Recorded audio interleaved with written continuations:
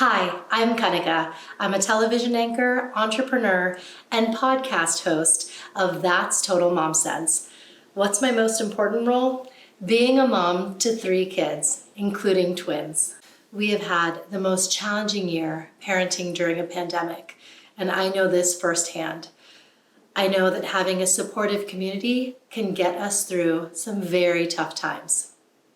180 Elevate is a social networking platform to connect, grow, and give with world-class experts and influencers to dig deeper into an area of life which is an element to uplift our perspectives and humanity. In honor of Mother's Day, we present to you Conscious Mom Leaders, inspirational female executives who have paved the way for conscious parenting while climbing the professional ladder all the way to the top. Let's hear how to strike this delicate work-life rhythm from Myrtle Porter, CEO of Summitovant Biopharma and former president and COO of Genentech.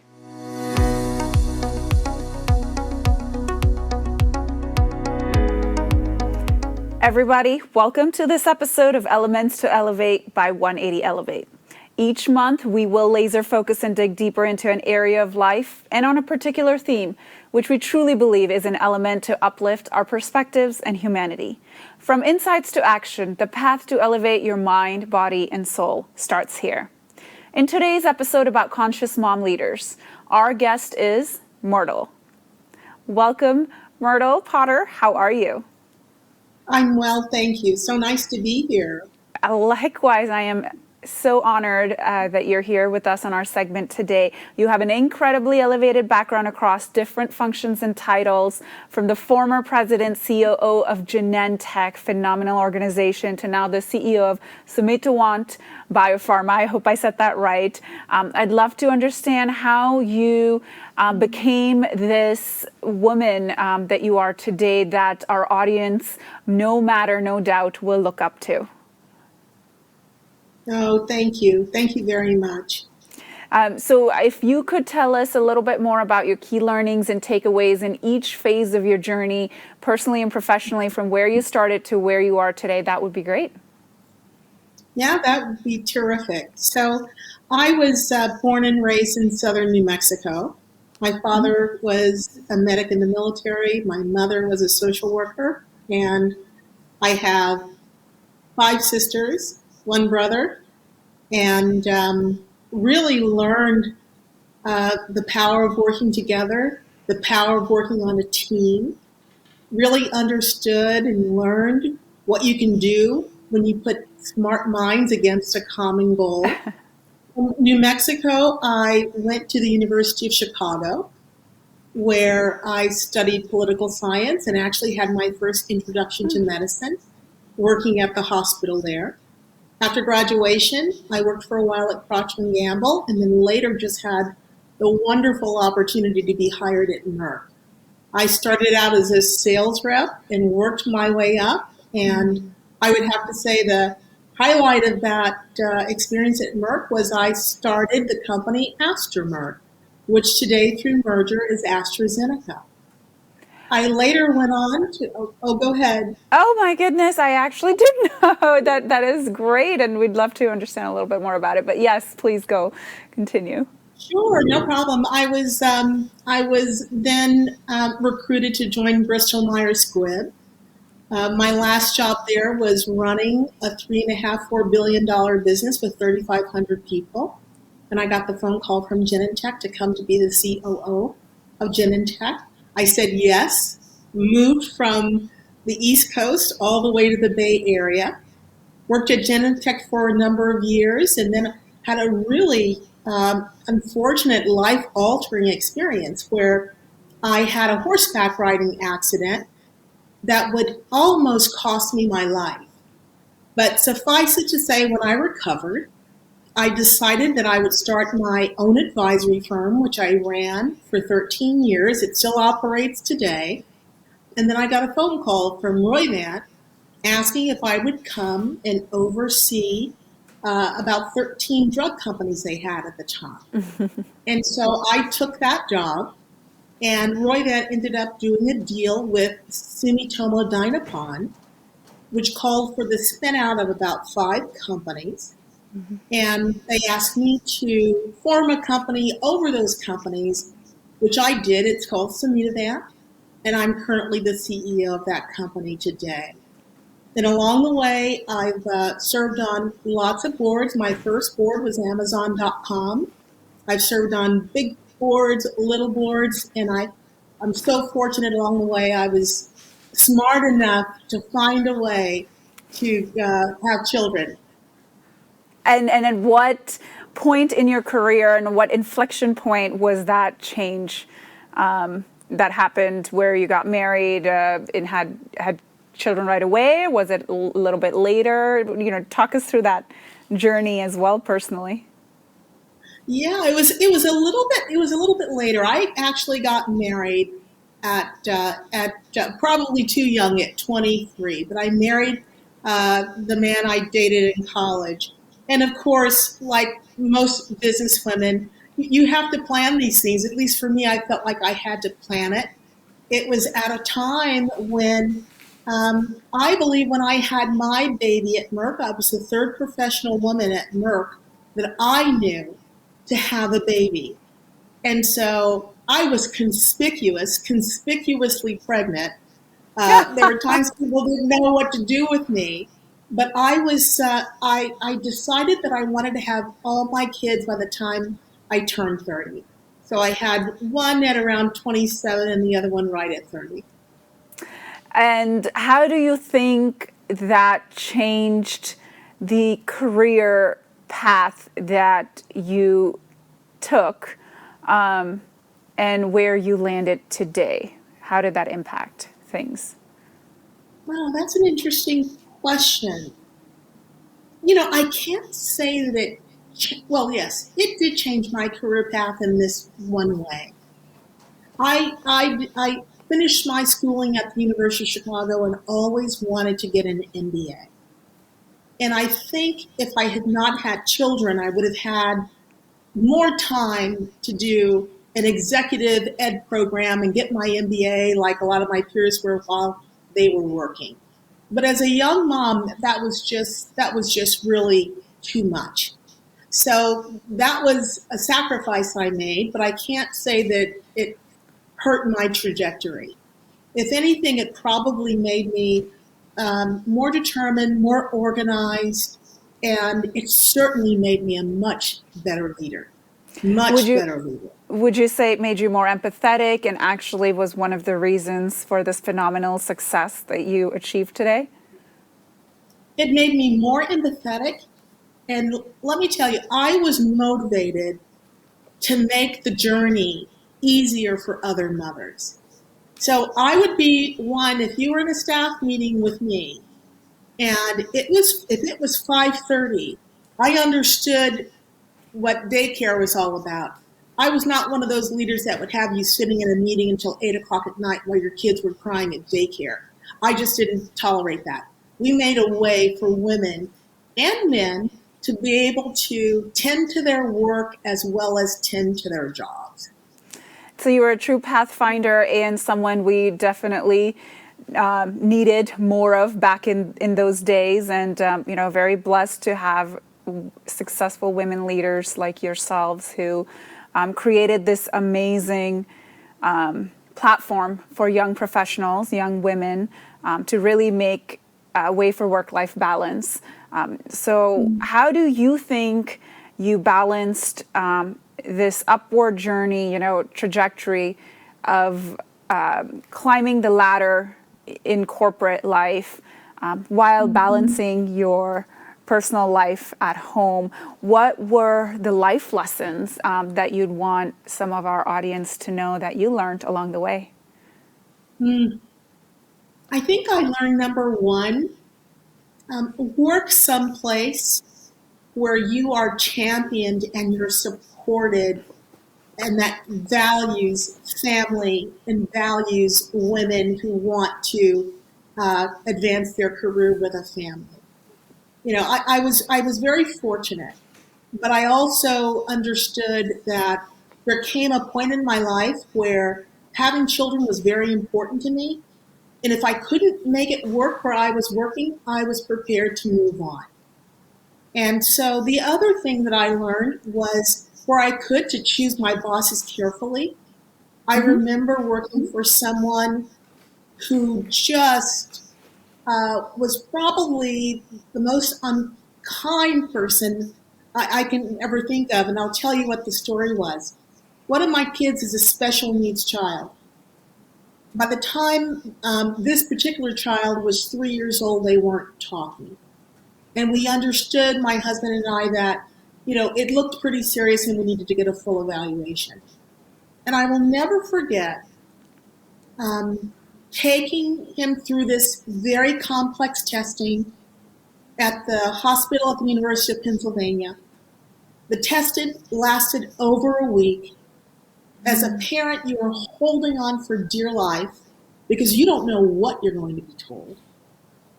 And I remember it was time for my husband and I to go downtown, go to the hospital, and get the result. And my manager told me it wasn't a good day. It wasn't a good day for me to go down and get the results. It just wasn't going to work. Now, I'm a real sensitive employee. There was nothing happening that day. But this particular leader had the power to tell me no. And because they had that power, that's what they did. And I remember thinking, oh my goodness, what am I going to do? I have to hear about my baby. And probably in one of the bravest things I ever did, at least it felt so brave at the time, I went to my boss's boss and I said, I'm a really great worker. My work is all up to date. There's nothing that's behind, but you have to make a way for me to go find out what's going on with my baby. Of course. And of course they did. Thankfully, those are rare exceptions, right? But on that day, if I had to have chosen between going and checking out what the situation was with my baby and switching my job, I knew I was gainfully employed and could work elsewhere. I was going downtown to see what was going on with my baby. And if I had to say goodbye to my company, I would have gladly done so. Absolutely, and you made the right choice by it's not easy to go to your lead's lead, right? And have the courage to. It is very difficult, and your strength and resilience, I'm sure, would be a great example to a lot of women who find it sometimes intimidating to be at work trying to juggle today's life. And I guess on the heels of that, what would be one thing you now know about women and work that you wish you would have known earlier on in your career? Gosh.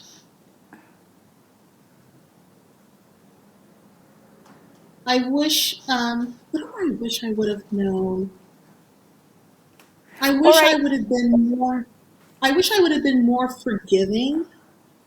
We're so hard on ourselves, and, you get to be the age I am now, and I look back and I go, oh my gosh, it's amazing you did that. But in the moment, we have to control our self-talk. We have to figure out a way for self-care, whether it's exercise or sleep or time with friends or time with my sisters. I treasure my time with my sisters. That self-care is so important. And when I was younger, I found it just harder to find that 30 minutes to give time to me. So that would be one thing. The Absolutely. other thing, I was just going to say the other thing that I did learn was that I had to get help at home. I couldn't work 60-hour weeks, get up on the weekends, be running around getting the groceries, also cleaning the toilets because naturally everybody wants a clean house. And, we made financial sacrifices so that I could have the luxury of work. So my peers had bigger houses. They had nicer cars. They had nicer jewelry. But I had some help. I got some help. And there is no shame in that. That there's no shame in asking for help. And That's the smart way to go about it. Our audience would like to know if you could sit down with every new parent and offer life hacks. I would actually say let's add in if you could sit down with new professional parents and offer life hacks. What advice would you give to them?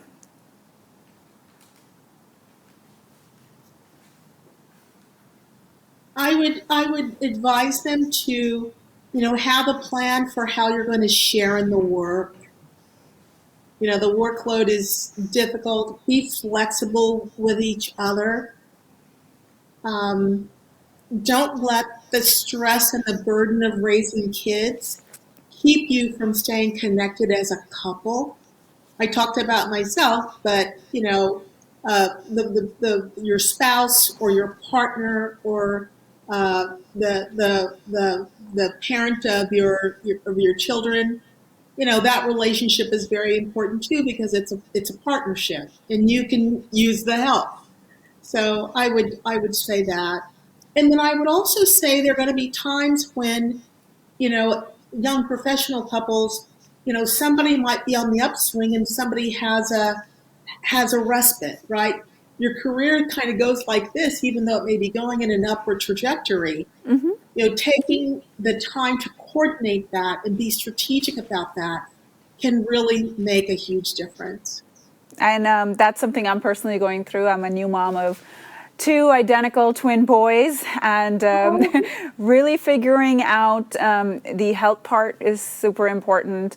Figuring out some me time, and then obviously making sure that the partnership with my spouse is well balanced with the time and effort we put into each other. Quality time we spend with the kids is the biggest takeaway I've learned in the last 10 months after having them. We've talked wonderful things about you being an amazing mother and learning how to really balance that with work and life. I was super impressed at the very beginning, which we actually kind of steered away from, on how you had this wonderful professional journey and how you navigated to become someone you are today. So if we were to truly focus on your life lessons in how you navigated the corporate path outside of our theme of Mother's Day, let's focus for any of the young professionals, men and women alike, that want to understand, hey, I'm a poli-sci major, not technical, but one day I can be the C-suite of Fortune 500 company. What were your learnings that our audience can pay attention to as they navigate the corporate ladder just the way you did, technically speaking? So there are a couple of things.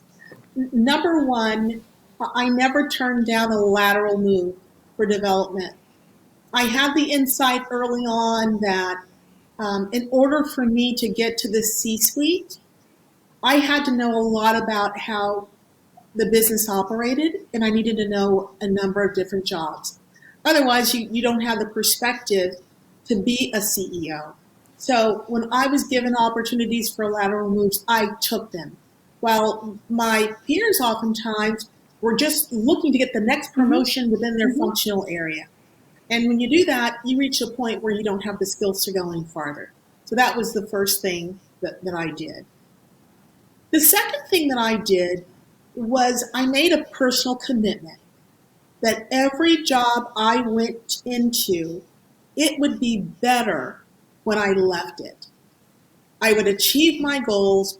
I would take that job, as little as it might have been, from here to here, but that my handprint would be on that job. And so that personal standard for excellence helped me to stand out, right? Because I really did care. The next thing I did is I never compromised my integrity. I grew up, with parents who were really proud, taught all the right values. I took those values with me. And of course, in the corporate world, you see everything, right? You see just a little bit of everything along the way. But I had the presence of mind to always stay anchored in my values and never let that be a battle for me. That was never a struggle for me. If it was around data, we're going to tell the truth. If it was around coaching someone, my obligation was to coach them to help them to grow so they could achieve their goals. Those values still stick with me today. So those are a few things. Absolutely. Speaking the truth, speaking your truth. Integrity is very important. If you were to be on a billboard with a quote from yourself, we'll end our segment today with that vision of what would that quote be, the one quote you want to share. Make a difference. Which you absolutely have. Thank you, Myrtle. It was an honor and a pleasure speaking with you today. Thank you. Thank you so much, Nikki. Well, Nikki, that was a beautiful conversation with Myrtle. I must say I had a lot of aha moments when you were talking with her. It was. She's just a phenomenal woman inside out. One-stop shop for everything, I would say, smartness-wise. And she got me when she talked about self-compassion and self-love, where she said, you have to forgive yourself for, as a mother, when you're putting yourself like, oh, I should have done this, I should have done that, and then put yourself first, because if you're in a good place, you're happy, you'll spread that joy with your family and with everyone at home. Yeah, and for me, the takeaway was on the heels of that, making a difference too in the world. She really did. She was a pathfinder. She was paving the way for a lot of young professional women like us by being the first to experience a lot of hardships and challenges and really shatter the glass ceiling in a way where, you know, it is easy for young professionals nowadays to come on board and reap the benefits of the challenges women have faced in the past. And so definitely making a difference, being her life quote, resonated very well with me. Absolutely. And I think growing up in that background where she said she had 5 sisters and 1 brother definitely had a role to play in that. And the second thing which absolutely resonated with me was delegation. When you said, get the help that you need, because it's all about simplifying, prioritizing, and then delegating. Because you think you can do it all, but now it takes a tribe to raise the kids and the family and get the balance of all. It definitely does take a village for anyone nowadays to raise a healthy family and have a healthy professional and personal life. The other part of that also is, you know, a career journey, how she navigated success professionally, and, you know, being such an amazing title holder of president of Genentech, founder of AstraZeneca, which she just slipped in. I didn't even realize, you know, from the biography. But how you know, the biggest takeaway for her and for anyone in our audience to understand how you really pivot eventually to climb the corporate ladder to become that C-suite executive is take the lateral moves. You know, don't just try to be successful in that one segment or one niche in corporate, but take risks, learn different parts of the business, and say yes to the opportunities so that you have it all. And as a C-suite exec, you're able to see the bigger picture because you have experience with those different business organizations. So that was one of the most wonderful professional takeaways I've heard about that I'll also actually be incorporating in my life. True testimony of a resilient woman. So Agreed. Thank you, Myrtle, and it was fantastic to have you on our show. Well, happy Mother's Day, everyone.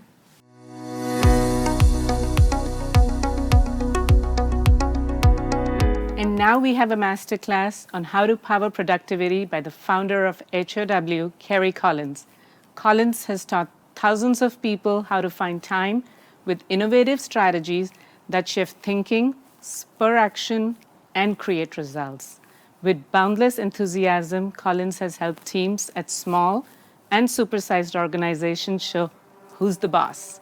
She shares practical and accessible strategies by offering team trainings, one-on-one sessions, virtual retreats, and consulting engagements. Welcome, Kerry.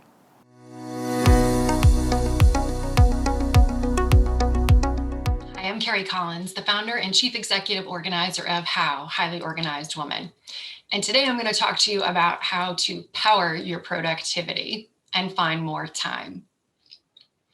In the bygone era of water cooler conversations, problems were solved and answers were given in a fast and informal fashion. Today, it can seem as though every issue requires a calendar invite with a remote meeting option or a flurry of instant messages. How can you and your team accomplish goals and maintain a healthy balance between work and home when you're working at home, or is it living at work? So this is designed for folks who have tools, to-do lists, inboxes mastered, and I'm going to provide practical and flexible solutions for those beleaguered by Zoom-filled days.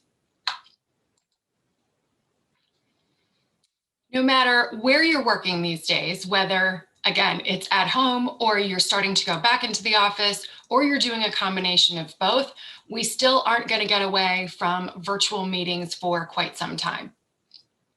How can you possibly get anything done when you're in a Zoom meeting at 9, 10, 11, 12, 1, et cetera, et cetera? It can be difficult to even find time to take care of basic bodily functions when you're in this kind of a schedule, let alone try to do any real work. So we're going to walk through that today. The first thing we want to do is to minimize the number of meetings. And so I've identified a framework to help you identify the least intrusive option to make progress on whatever issue or concern that you are facing. So this process is going to help you determine not only what the best forum is, but what is also the forum that is likely to cause the least amount of drain on you physically, emotionally, and productivity. So let's look at this as a progression. And let's think about adopting a tiered approach to be able to find this least intrusive method. Now, I understand some of you won't necessarily have the power to do this, but if you do, or if you can suggest it, I highly recommend it. So start with IMing. If your group has an instant messaging service that you use, can you solve your problem with a few IMs? If not, then escalate it to email. And this involves your first exchange. I send an email to Sally, Sally sends an email back to me. If we still can't resolve it, we'll try another email exchange. I'll reply to Sally and Sally will respond to me. Some companies take this to a third exchange, sometimes a fourth exchange. You'll need to figure out what works best for you and your culture. If we still haven't found a solution to our problem, or we need to bring more people into the problem-solving group, then perhaps it's time to elevate it to phone, telephone conferencing, whatever you might need to be able to get through the issue as quickly as possible without emails passing each other in cyberspace. If you can't resolve it via phone, then, and only then, might you escalate it to a virtual meeting. Now, this is not designed to take the place of team building meetings or, all hands on deck meetings. Those certainly still need to occur. And this doesn't include client or customer meetings. This is designed as a framework for you to view your internal meetings. So once you've tried all of these steps, if then and only then you can't solve it, then a Zoom meeting is potentially the way to go. You may also then be at the point where you then can have an in-person meeting, and that may be even more effective. The result, hopefully, is that you have significantly reduced the number of meetings that you have to attend. It doesn't necessarily mean you'll have fewer phone calls or fewer emails, but as you develop this framework and use this progression, you may find that the communications are spread out across that progression, but at the very least, you end up in fewer meetings. The next thing that we want to do is to maximize the time that you do have to spend in meetings. And I'm going to share with you some strategies where you can engage not only yourself, but others to make certain that you're getting the most out of the meetings that you do have to have. It can be difficult when you're on your third meeting of the day to really find and sustain energy. And I have a few tools that I'm going to share that will help you do that. The first is called situational awareness. This is something that, we all talk about. If you're a parent, especially, you're always paying attention to everything that's going on. My kids hate this because I am always aware of what things they're doing that they shouldn't be doing. I refer to situational awareness in a meeting context as a way to enter a meeting, whether via Zoom or whether in person, and to go through 3 steps to be able to quickly assess the situation, process the information, and use the tools that you have at your disposal. So the first step is to scan. When you come into a meeting, you're checking it out, you're seeing who's there, who's not there, maybe who wasn't invited. You're just getting a sense of who is in the room. And then you're going to scrutinize, although I recommend not furrowing your brows like I tend to do. And you're going to see, does Sally look happy? Boy, John looks really irritated right now. And David looks his usual happy-go-lucky self. And you're going to take that information and you're going to synthesize it and make decisions. So let's say if John is looking not particularly pleased today, and I have a really, really controversial but not important or not rush issue to discuss at this meeting that involves John, I'm going to decide this is not the meeting for that. I'm going to wait. I'm going to find another time, maybe with John one-on-one, because I have seen people walk into meetings, either not engage in situational awareness or not use the data and synthesize it to make a decision. They see their boss is annoyed, they plow ahead with a question anyway, and it doesn't get anybody very far. So consider, as you go into a meeting, scanning, scrutinizing, and synthesizing, using situational awareness to make the best possible decisions as quickly and efficiently as possible about how and what you're going to bring up at that meeting. The next idea is called silent start, and I can't take credit for this. This is a Jeff Bezos Amazon trick that I read about. And I talked to a woman who was interested in bringing in more people's opinions into a meeting and wasn't quite sure how to do that. So a silent start reduces the time that people spend looking for, reviewing, and analyzing materials in advance. You either have people who will read everything immediately and then not remember it by the time they get to the meeting, or hurry to read things, 12 seconds before the meeting starts, and then they won't be able to really fully participate in the meeting.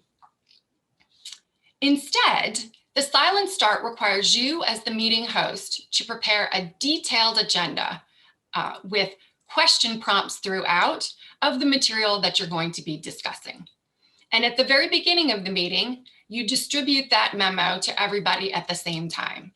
You spend approximately 10 or 15 minutes or longer, depending on what people need, allowing people to review that memo, see what issues are on tap, and write down or jot down or think of their answers to the question prompts.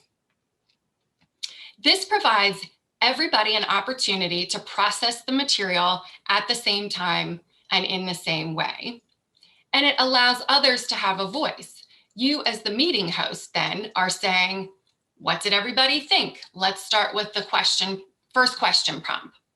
And you can draw others into the conversation because they will have had time to think through their response. It also provides a roadmap that when tangents start to occur, it allows you to come back to, okay, I think that discussion, that piece of the discussion is better for another meeting or another time. Let's get back to what we needed to accomplish today.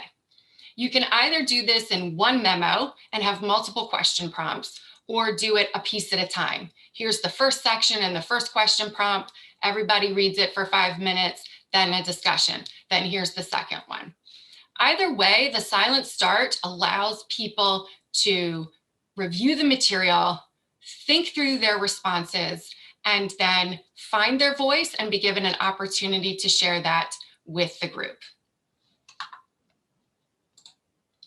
The end result is that you have created not only a great forum for people to express their feelings, but you have really enhanced the time that you do have to spend in meetings. Finally, we want to optimize our calendar management. And these are just some quick approaches to block time and tackle tasks more productively. So first, this has been all over the news and recommended in articles and things since the beginning of March last year. But consider scheduling your meetings for 25 minutes instead of 30 or 45 minutes instead of 60. If you're in a meeting that hasn't done that, at 10 minutes to the hour, maybe turn off your video, start to walk around. I know my Apple Watch gives me a buzz when it's time to stand up. Even if you have to turn that video off, you can still keep the audio on, but it allows you to get some blood circulating. And then do all the things they tell you to do, walk around, look at a picture book, stretch, etc. Also, consider meeting-free periods. Now, I know I recommended this to a group and they said, okay, that's great for internal meetings, but then say meeting-free Mondays, but then my Tuesdays and Wednesdays explode. There is the possibility of that. And you may not have the control over some of these meetings. But if you can, or if you do, and you can suggest meeting-free Mondays for the entire day, mornings, maybe meeting-free Monday morning, everybody loves some alliteration, or 1 to 2 times per month, you block off a day of the week where it's no internal meetings. My employer started doing Zoom-free Fridays, which will be really fun and I think interesting to just be able to take a break from the daily grind and the daily Zooms. The result is that you've been able to maximize the time you spend outside of meetings. You've created time you've created time because you have fewer meetings. You've enhanced the time you've spent in the meetings, and now you've maximized the time you're spending outside of a meeting.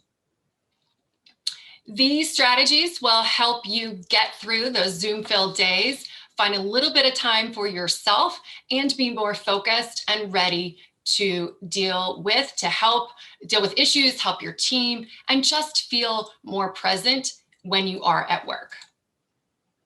So how will you power your productivity? Thank you so very much for your time and attention, and look for these strategies and others at www.howhighlyorganized.com, and I wish you a wonderful day.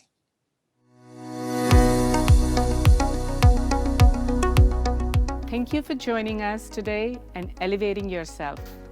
Charity should begin at home, but should not stay there. At 180 Elevate, it is our honor to support local and global philanthropies which make an impact on the lives of our beautiful children and the world in of itself. What would this world look like if we all felt cared for? Let's co-create that new paradigm. If you would like to consider joining our philanthropic mission, please consider donating at 180elevate.com. And next is just a glimpse into one of the many philanthropies our organization supports. ठीक है इसको नहीं हाँ ये नहीं Around the globe, the belief was that if you open a school, children will learn. But children are not learning. For example, in India, 97% children are enrolled in schools, but approximately 50% children go to 5th grade and cannot read a 2nd grade paragraph. The question to be asked is why? All human knowledge is stored in words and numbers. If you don't have foundational skills, all doors to acquiring wider knowledge are closed. And that's, I think, a global problem. In the Pratham program, it takes 50 days for a child to learn to read. If that is possible, how long will it take for 100 million children to read? Is the answer 50 times 100 million, or are we talking about 50 days?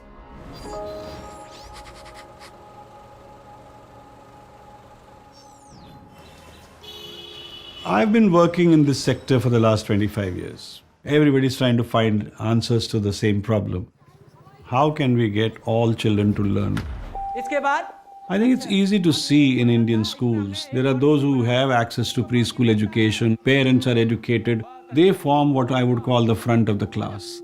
And the remainder who don't have preschool education, they form the back of the classroom. And the teacher actually more engaged with the front of the classroom. And the back of the classroom gets more and more neglected. I think that needs to be shaken up and said, do something about it. Pratham's solution for this problem is called teaching at the right level. हाथ ऊपर करो, जोर से हिलाओ, जितनी जोर से हो सके। पहले हम लोगों से अपना व्यवहार, उसके लिए कुछ गतिविधियां करना ज़रूरी होता है। उनके साथ कुछ बातचीत पर्सनल करना, उनका जान पहचान बनाना, तो बच्चे और रिलैक्स हो जाते हैं उससे। हम दोनों लोग मिलकर पढ़ेंगे, नहीं? जी। The place to start is always assessment. We show a piece of paper with some words, some alphabets, and some long paragraphs. Depending upon which one children can read, that is the level of the child. Instead of teaching children at every age grade, we actually try to group children according to levels. अगर मुझे एक बच्चे के स्तर पता चल जाएंगे तो उसी के अनुसार मैं उनको डोज दे सकूंगी या फिर उनको गतिविधियां करा सकूंगी। कुछ भी बताते हैं तो वो जल्दी से सीखते हैं। The activities are divided into 3 parts. The class begins with everybody participating in a story listening activity, because that doesn't require reading, it only requires listening and learning the words. And then they break up into small groups. The alphabet readers are engaging with all kinds of phonemic charts and so on, and they can read words before they know. So if you know words, you are given paragraphs. टीना की rail रल बहुत दूर तक। So before they know it, they've become paragraph readers. And the third activity is then the children individually do some writing. So every child actually starts progressing. In the Pratham program, it takes 50 days for a child to learn to read. Children feel good about themselves. It's not only about reading, writing, arithmetic. Believing in yourself is the most important strength that you can acquire. And it's great fun. Pratham has worked together with JPL affiliated professors for over 15 years to evaluate and adapt the approach to work at scale. We're a global research center. JPL conducts randomized evaluations on social programs. One of the most impressive studies was conducted in Uttar Pradesh. Students who attended the learning camp at the end of the program, double the number of those kids could read a simple paragraph than those children who didn't attend the program. What we're trying to do at JPL is best support governments and a number of organizations who are trying to adopt teaching at the right level to help them do that as best as they can. All the government primary schools have been covered under this program. There has been a significant improvement within a very short period of time. I believe that teaching at right level is a must. It has no substitute. Last year, we reached 8 million children. We must make sure that all children will learn to read. And then once you do that in a country the size of India, why can't it be done globally? The Teaching at the Right Level program in Zambia is being implemented in 1,100 schools, and next year the program will go to 1,800 schools. When you see kids learning, you see kids light up and feel empowered. Teaching at the right level is one way of empowering these children that I think could be really meaningful throughout their lives. Kids are not resistant to learning. It's just the way you package it.